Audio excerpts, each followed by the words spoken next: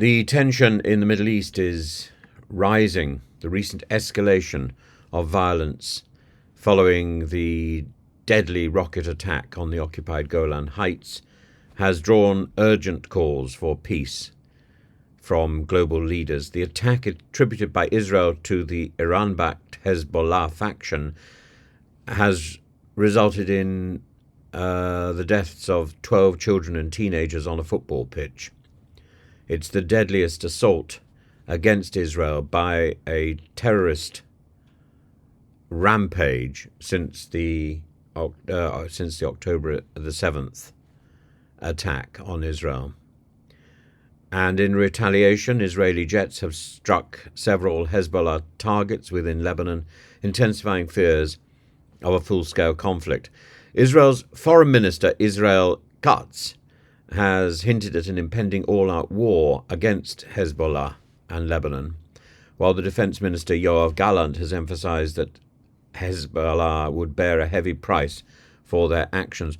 However, Hezbollah significantly has denied responsibility for the attack, and this highlights the complex and often opaque nature of accountability of the admission of what's going on in such conflicts. The Foreign Secretary David Lammy has expressed deep concern over the escalating violence.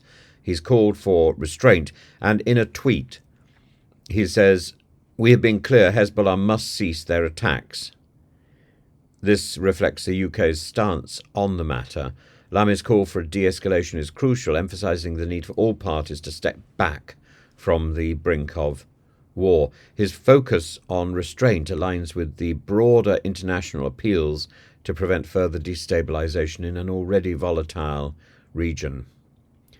The US Secretary of State Antony Blinken supports Israel's right to self-defense, but cautions against further escalation, a sentiment echoed by the Senate Majority Leader Chuck Schumer, who has underscored Iran's role through its proxies for advocating a de-escalation. The UN's Tor Wennesland has warned the Middle East is on the brink. The world and the region cannot afford another open conflict. It's a stark reminder of the potential for widespread destruction and the disintegration of peace on a growing in a growing level around the region, spreading out like some sort of disease, and the disintegration of alliances.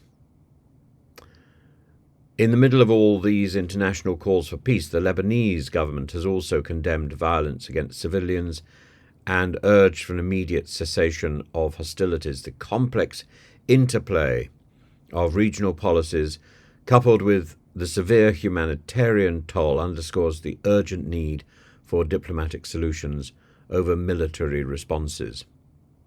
David Lammy's tweet encapsulates a broader international plea for peace and restraint. The situation remains precarious. The emphasis must be on diplomatic engagement to prevent further loss of innocent life and to steer the region away from the precipice of catastrophic war. The global community's role in fostering dialogue is essential. We must foster dialogue. We must encourage dialogue. We must have dialogue. We must be engaged in dialogue, not only with Israel, but also with Hamas, with Hezbollah, with the various actors in this ongoing and developing drama. And in the same way, we must be engaged in dialogue with Russia, with the Kremlin, and with Ukraine. In that particular case, we have skin in the game because of the sanctions. Not necessarily a good thing, but we can negotiate whether these sanctions are increased or decreased. That is within our power. That is a credible focus for diplomatic discussions and negotiations, which may help in resolving the tension in Ukraine. But we also need to be engaged in the tension in Israel. And the global community's role in supporting de-escalation efforts cannot be overstated at this critical point.